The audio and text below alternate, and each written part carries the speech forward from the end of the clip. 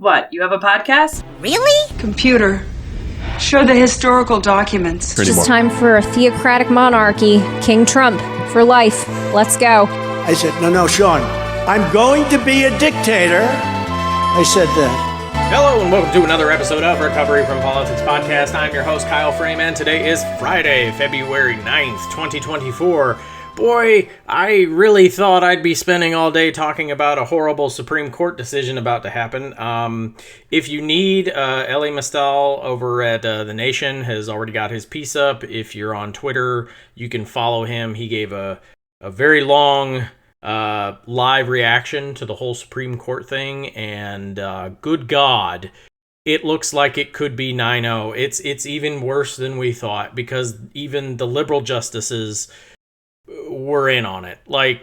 It's so stupid because Trump's lawyer kept arguing the difference between an office and an officer, because the president in the Constitution is never referred to as an officer. However, he inhabits an office, like the office of the presidency. Meanwhile, House, Senate, just about everybody else in government is referred to as an officer. So his argument is that even the 14th Amendment says only officers are, covered by it, and everything else is exempt. And I was like, okay, I think you're being a little weird here.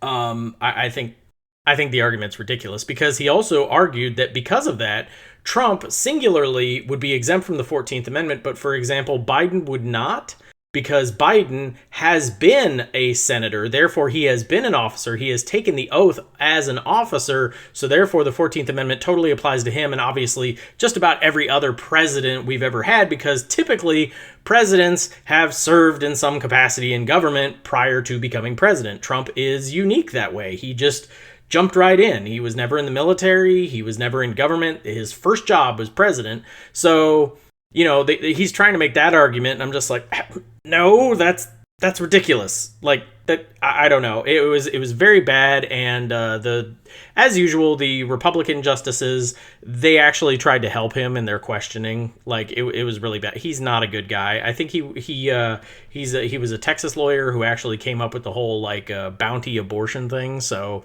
he's not a very smart guy. As usual, Kavanaugh came across as the dumbest justice. He's the only justice on the court, regardless of what I think about the others.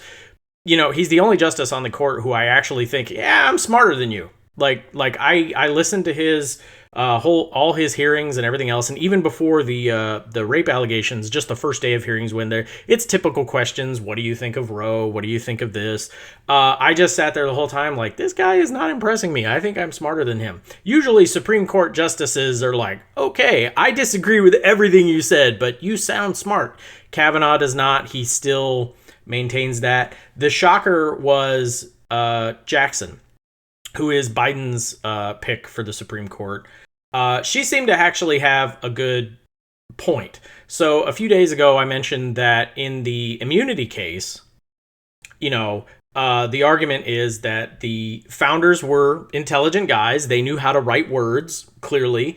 And when they were writing the Constitution, at no point did they say, oh, and by the way, the president is immune from prosecution for life, even after he's done.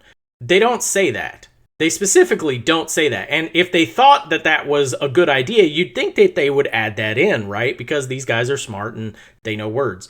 So by her logic, she says, well, the 14th Amendment doesn't specifically cite the presidency. It cites Congress. It cites all these other offices, cabinet level, by name. It calls out specific things, but it does not call out the presidency.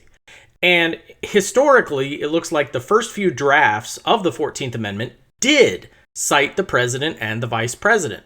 But in the final draft that made it into our Constitution, they are exempt, or they were omitted. So if you go by the immunity thing and you argue, hey, if they wanted the president to have full immunity, they would have written that in. That seems like a big deal. The same thing with the framers of the 14th Amendment. If they wanted the president to be exempt, they would have added him in. And it, when you take history into account, and it's like, okay, well, I want to be consistent. I don't want to be like these Republicans on the bench who change their mind based on what the issue is and find tiny little loopholes for everything. I want to be consistent. So I have to say that if I'm of the opinion, if the founders wanted the president to have total immunity forever, they would have written it in because they were smart people who know how to write words. The same thing goes for the people who wrote the 14th Amendment. If they did specifically want the president to be no longer allowed to be president because he was involved in an insurrection, they would have added him in. And I'm not even sure, like, I'm not a lawyer, and I'm certainly not a Supreme Court justice. I don't know if that's a good argument, but that's the best one I heard. And I'm like, well, okay. It was just shocking to hear that from Jackson, because it does sound like Kagan and Jackson are going to join the other 6 Republicans. Sotomayor is the toss-up right now, so everyone's predicting possibly a 9-0, maybe an 8-1 decision, but it's going to be really bad, and we kind of knew it was going to be bad because at the very beginning, nobody was talking about actual insurrection. Everyone was on process, and that gets you very worried because, I mean, common sense would say if you were involved in an insurrection to overthrow the government, you probably shouldn't be in government.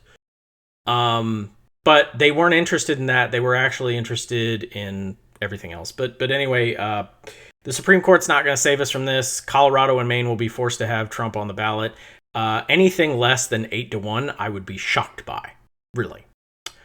But I thought I'd spend all day talking about that. I really did. I thought, today's one of those days where I'm just going to talk about that forever.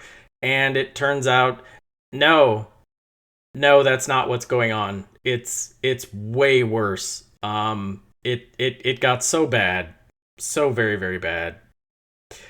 Let's talk about it.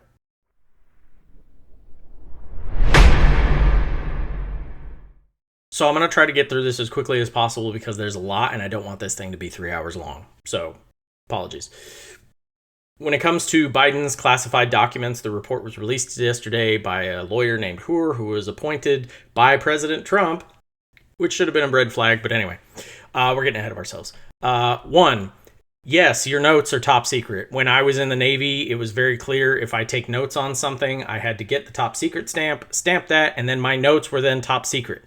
Yes, your notes need to be in an approved safe. At the end of every work day, I would take those notes, I would put them in my safe. I knew many, many people who got in trouble because they accidentally took their notes home when they shouldn't have. The second you write about a top secret thing, the thing you are writing is officially top secret or classified or whatever the hell. So everything that he wrote, yes, his notes are secret. Yes, and they train this to every single person in the military. I was in the Navy. As an E1, I was taught about all of this. So it really pisses me off that our presidents, vice presidents, and a lot of people in government apparently don't know how the fuck to do this. Pissed me off when Clinton did it. Pissed me off when Trump did it. Really pisses me off that Biden did it because I thought he knew better and also had the gift of, living through the Trump thing. You would think from 2016 to 2020 when Trump was president and all these security issues, he'd be like, maybe I should make sure my garage is not filled with shit. But he didn't, so screw him. This was also an issue when Trump revoked ex-CIA Director John Brennan's security clearance. So the reason that was a bad thing and the reason you don't revoke security clearances just all willy-nilly for no reason. Okay, ex-CIA director has built relationships with certain people. He knows things that other people just aren't going to know. And what will happen is the new CIA director or somebody else will be like, didn't John Brennan meet with so-and-so? Get him. And then he's allowed into the building. He's also allowed to go to the safe, pull out his old notes, and go over them because, it's been 5 years since he met that guy. Maybe he forgot something. So he pulls out his notes of that meeting with the guy, and he's like, oh yeah, now I remember this, and this. And he can only do that because he has a security clearance. And then because he has the security clearance, he goes to the new CIA director, and he's like, hey, here's all I remember about this meeting, so when you go to meet him, you can know A, B, and C. This is a thing that happens all the fucking time. It is a good thing that all these people have security clearances. So unless somebody's an actual security risk and not just your political opponent, you leave them with their security clearance because now, hypothetically, unless his security clearance has been returned, John Brennan cannot go back. If the current CIA director or FBI director or even the president wants to talk, well, the president can, but anybody else is like, hey, we should get John Brennan in here. First, they have to clear the hurdle of can he have his security clearance? that's a big deal. So that's why that was an issue when that happened. And yeah, okay. The other problem I have with Biden's notes is that his notes were classic cover your ass. This is the thing that really pisses me off. He didn't take these things because, oh, they were sentimental, I forgot, all this other stuff. No, he wrote these notes in particular because he was opposed to certain actions in Afghanistan taken by President Obama. And he wanted to purposefully make notes, take copies, and to explain his disagreements for future reference. So that way he could be like, see, here on paper, right here, this is where I disagreed with that bad decision that Obama made. This was clear, cover your ass material. And I hate that he did that. That is the stupidest fucking thing to do. Okay? He took these notes strictly so he can make himself look better, feel better, whatever the fuck. It's dumb. It's stupid. He shouldn't have done it. I hate that he did it that way. It's not like, oh, this was a thing, the former president of so-and-so gave me this thing. I mean, for all of Trump's fuck-ups, the few things I wouldn't have cared about, if he had taken the Kim Jong-un love letters, right? If he had taken those and been like, well, he wrote them to me, they're mine, who gives a fuck? Like, I wouldn't have given a fuck. I mean, sure, he's got to return them, and I guess if he's going to be a dick about it, but I mean, I wouldn't have cared about those, but, he was taking and sharing actual stuff. Now, yes, Biden wasn't sharing this stuff with anybody other than his ghostwriter, who's also not cleared for any of this shit. I never cared too much about this. Like, when it came to Biden, I never cared too much about it because the law is very clear that intent is required. Biden would have been needed to intend to do harm to, for this to be criminal. And at no point has Biden ever exuded that. Meanwhile, Trump, when he hid stuff, he lied about it. He had other people lie about it. He told them, no, it's mine, screw off. I mean, for years, that's another thing that bothers me. It took years. But for years, the National Archives are like knocking on Trump's door going, hey, could we have this shit back? Way before anything happened. This is why the argument of like, oh my God, I can't believe they raided a former president is bullshit, because it's like, dude, they gave him 2 years to just hand it to him.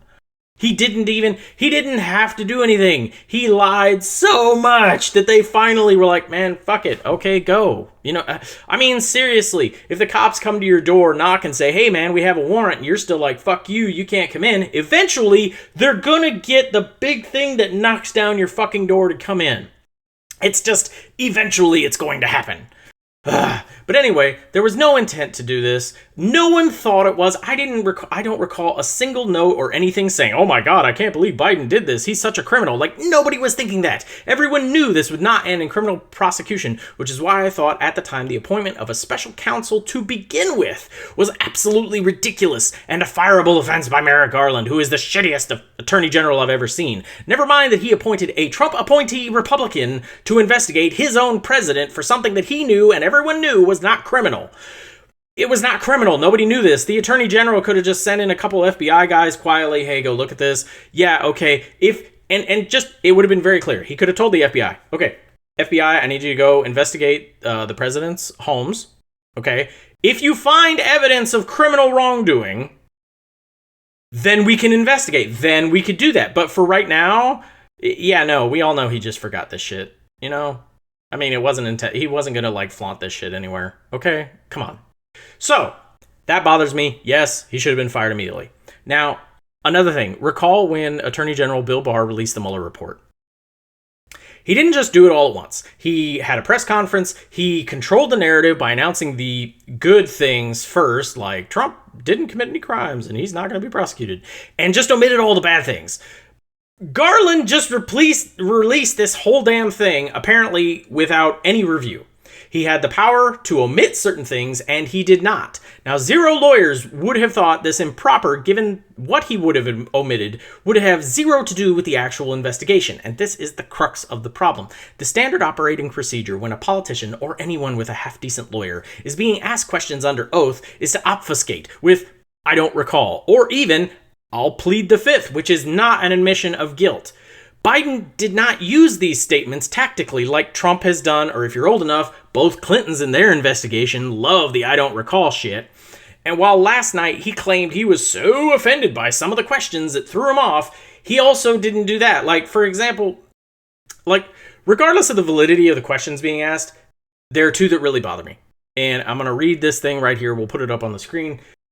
In his interview with our office, Mr. Biden's memory was worse. He did not remember when he was vice president, forgetting on the first day of the interview when his term ended.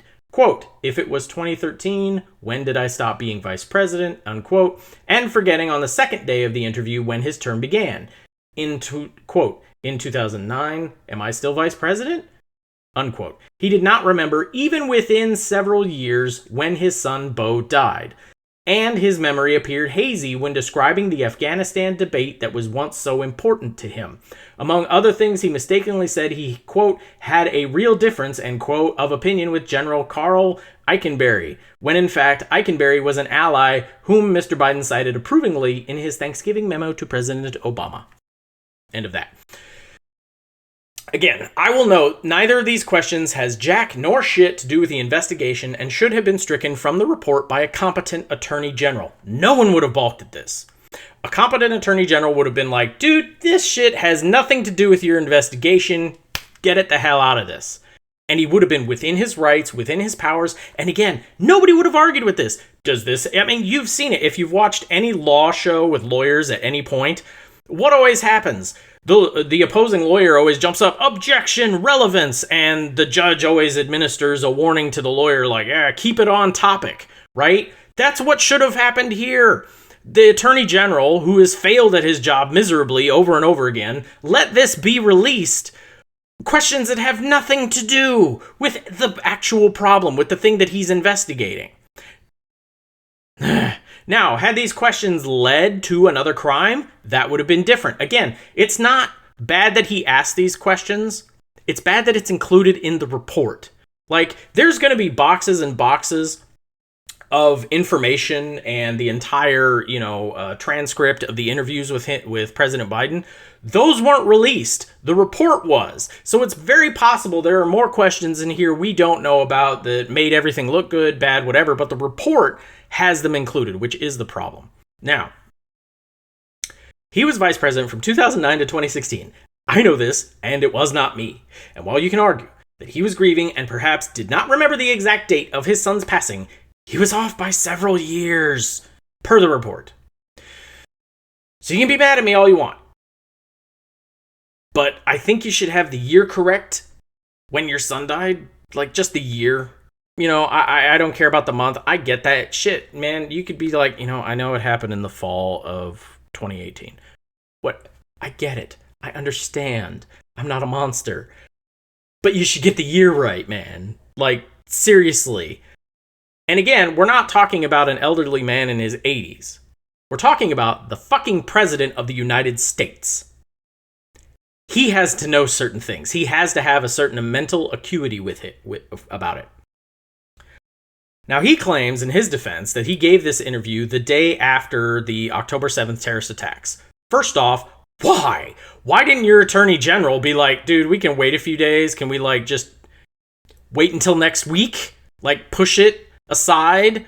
I don't care. This is where the lawyer steps in. Or where the fuck are Biden's lawyers who are like, sir, as your lawyer, fuck no, you're not doing this. Come on. Massive failure, up and down. This is ridiculous. But anyway, a lot of people are going to be putting, I think, too much weight on this press conference last night when he mixed up the president of Egypt with the president of Mexico. That does not bother me. People make mistakes all the time. What bothers me is Biden was baited into responding to rapid-fire questions. He was not supposed to take questions last night. He was about to walk away from the podium, and the press started yelling shit at him, and then he turned to him like, I'm going to prove him wrong, and he fell into it. He was baited into responding to rapid-fire questions from the press, and they were actively trying to get him to screw up. That's what they wanted. Now, the story isn't defiant president, exonerated. The story is report says president is feeble, confuses Egypt with Mexico. Now, whether the president has a mental problem or not is not the issue. If your goal is to win an election with literal democracy at stake, like you keep telling us, the perception is you're not in control of your faculties. The media is going to actively try and get you to screw up. They just did it last night. If there is a debate between Trump and Biden, both Trump and the moderators are going to try to get him to screw up. That's going to be their goal in life. Every single question aimed at him is going to be scrutinized and broken down and find the error. In 2020, he posed himself as the sane, rational, intelligent candidate against Trump's shit-talking, rambling, bombastic candidacy. He cannot do that now. There is no easy fix for this. The only way to fix this is for Biden to basically be interviewed constantly, daily, and never screw up between now and the election. He has to string across dozens of interviews and press conferences and display utter perfection. Any tiny slip-up will be amplified and used against him, and he's going to have to do all of this against a press that is actively now trying to get him to screw up. No journalist is going to let him go easily. Even the best and brightest of us will fall victim to making a mistake under such scrutiny and attacks. It's inevitable. Any president would make a verbal mistake. Obama would. Okay? It doesn't matter. They work extremely long hours, except for Trump. But, if you take the job seriously, you're probably getting 3 to 4 hours of sleep a night, and you're constantly just absorbing information. And then it's your job to take that information, calculate a response, and then communicate that information back to us and everyone else.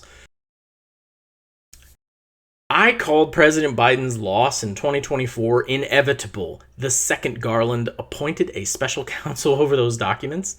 At the time, I made that decision based on Garland handing Trumpers a perfect both sides argument. Because look, now they're both being investigated for documents. This is so much worse. It is a hole I don't think he, or honestly any president, can dig yourself out of. The perception is now he does not have his mental faculties. I already said, now he has to bat 1,000 between now and November, and that's not possible for any human being, let alone an 80-year-old. It's just not. Maybe if the polls were in his favor and the United States was poised to hand him a double-digit win against Trump, but that's not the case. He's already losing every battleground state. I think it was just this last weekend, there was a poll that said he's losing every battleground state to Trump. Not even close. It's not even 2 or 3 points. It's well beyond the margin of error. So he's already in this hole. He's losing every battleground race. His mental acuity and age are already his number one liabilities. That's almost impossible to disprove at this point. He's gone headfirst into supporting a genocide and is losing in Ukraine. Yes, the Republicans are involved, but that doesn't mean he's not the president while it's happening. If he were as universally unlikable as Clinton was, I'd say he has the deck stacked against him worse than any other presidential candidate ever has. I don't see a way out. I just don't.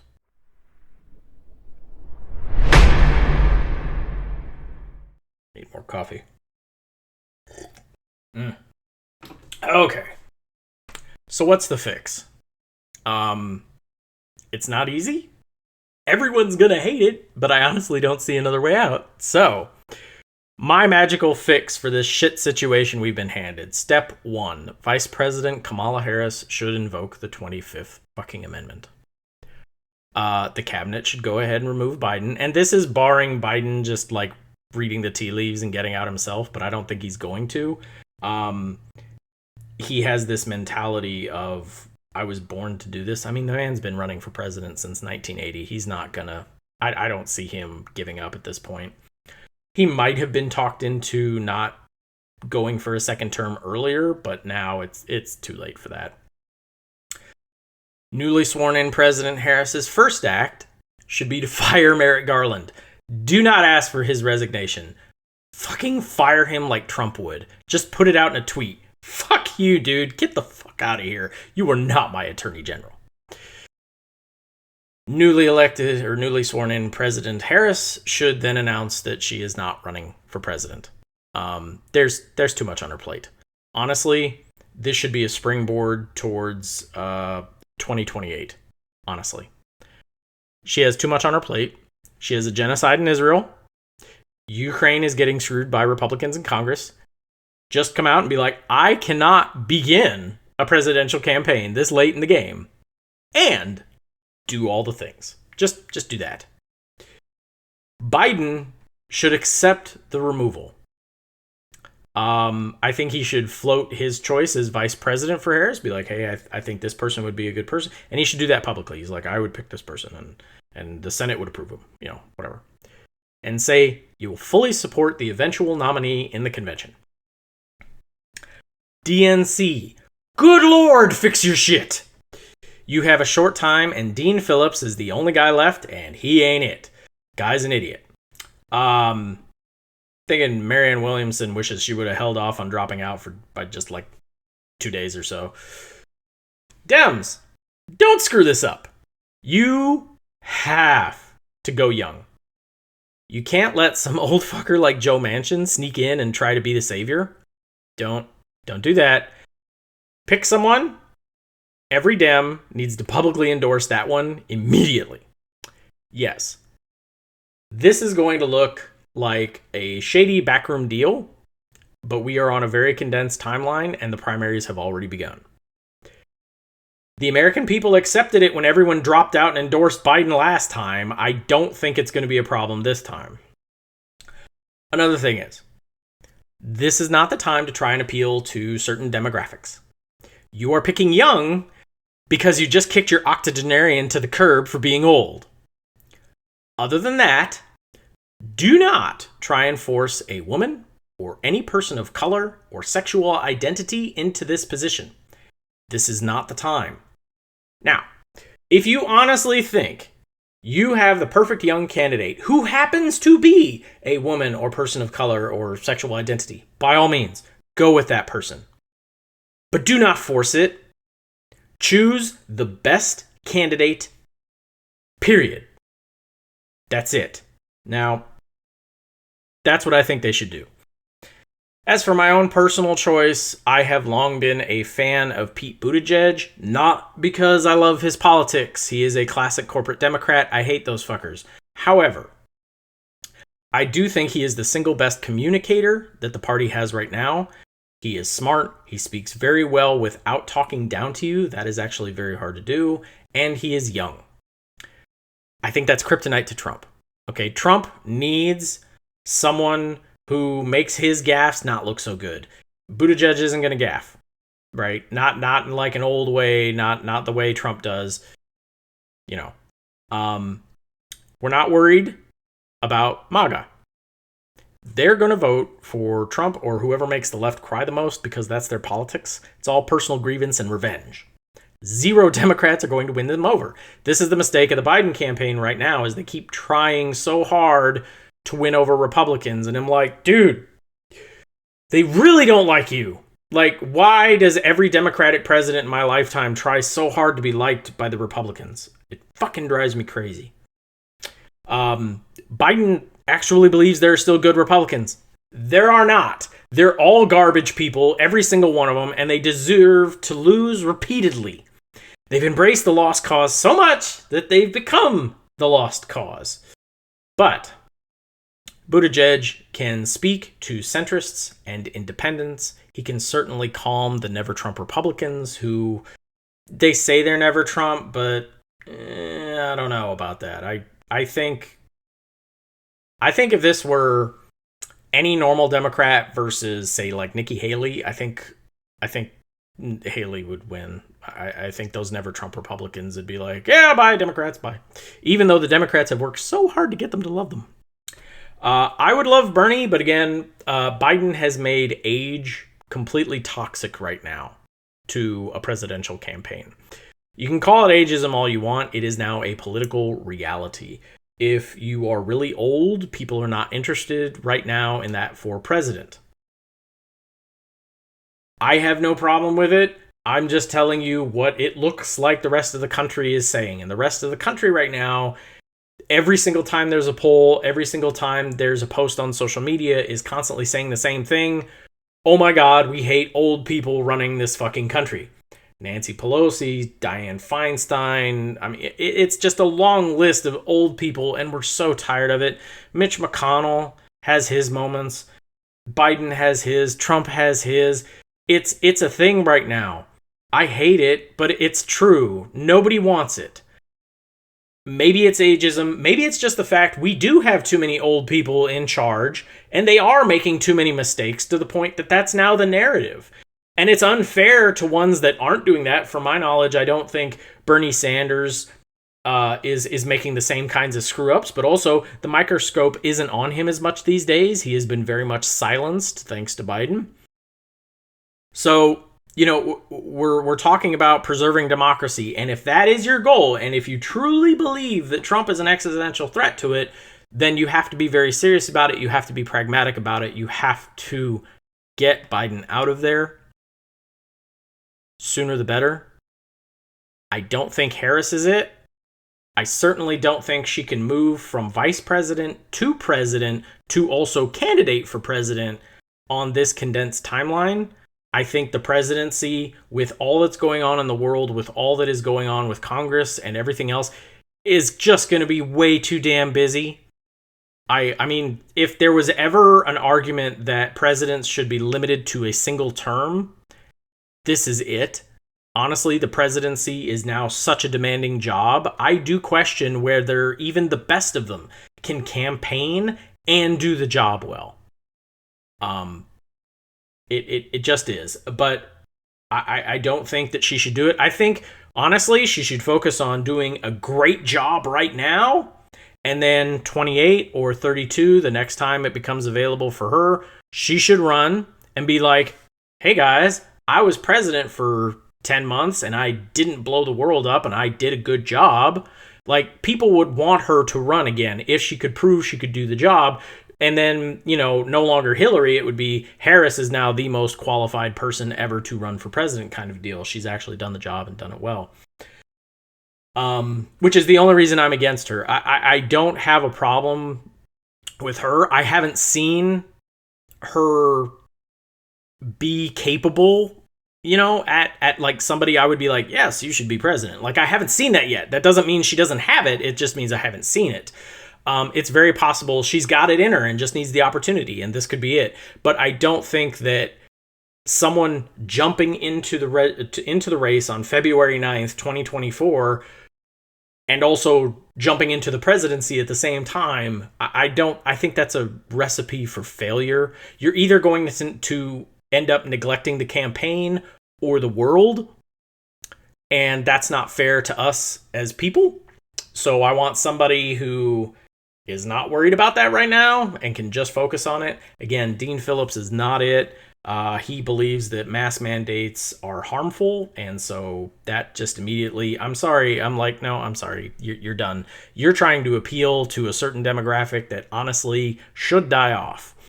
Quite frankly, anti-vaxxers, anti-maskers, yeah, no, I don't care. I hope you catch all the things and just go away. Eliminate yourself from the gene pool. I don't care for you. I certainly don't want my politicians trying to get cozy with you. You're gone.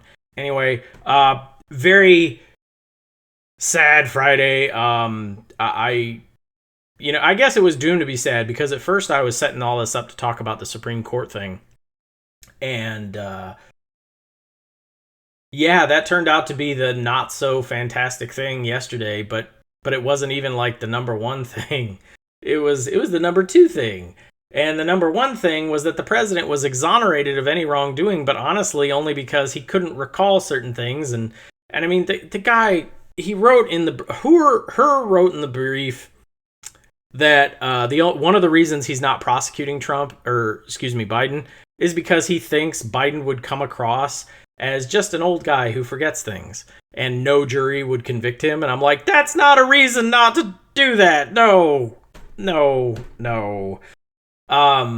It was really bad. Really, you only have to read the summary. It's the first 15 pages of the thing to get the gist of it. And all the rest of it, honestly, you can read the whole thing, but it's like 350 pages. I don't blame you if you're not going to. I would suggest, reading the articles on it, like go to actual newspapers and read the articles, so at least you get a good idea of what the hell's in this thing, because the more you learn about it, the worse it gets. One of the worst defenses I saw was that, well, Reagan was senile at the end and no one cared about that. And I'm like, no, that's the wrong lesson to take from that. The right lesson is, if you have a senile president, you invoke the 25th Amendment and get him out.